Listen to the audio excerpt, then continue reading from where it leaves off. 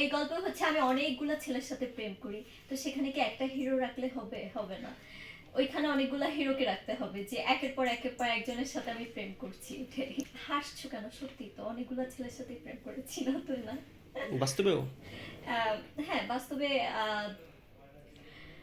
আমি প্রেমে প্রেমে থাকতে পছন্দ করি। হ্যাঁ, আমি প্রেম করি, কিন্তু হ্যাঁ, প্রেম করা ভালো। এটা হচ্ছে আল্লাহর সৃষ্টি থেকেই মানুষ কিন্তু প্রেম ভালোবাসা এটা প্রদত্ত। একটা ছেলে মেয়েকে ভালোবাসবে, মেয়ে ছেলেকে ভালোবাসবে, এইটাই নিয়ম। কিন্তু সেই ভালোবাসার মাঝেও একটা শালীনতা থাকতে হয়।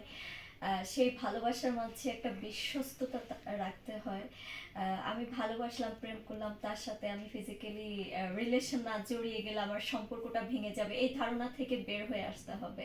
যারা এটার জন্যই জোর করছে যে ফিজিক্যাল রিলেশন না হলে ব্রেকআপ করে দিবে, সেই যে যাওয়ার যেতে দেওয়া উচিত, যাই করবে বিয়ের পর। আপনার কাছে আমার কাছে ভালোবাসার সংজ্ঞা, আহ, আমি কি বয়ফ্রেন্ডের ক্ষেত্রে বলবো?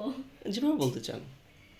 ভালোবাসার মানুষ বলতে আমি আমি যদি আমার লাইক জীবন সঙ্গীর কথা বলি, জীবন সঙ্গী যে আছে, জীবন সঙ্গীকে নিয়ে আমি বলছি কথাটা, যে ভালোবাসা মানে আমার কাছে আহ, দুজন মানুষের মনের মিলন, যা থেকে সৃষ্টি হয় মায়া।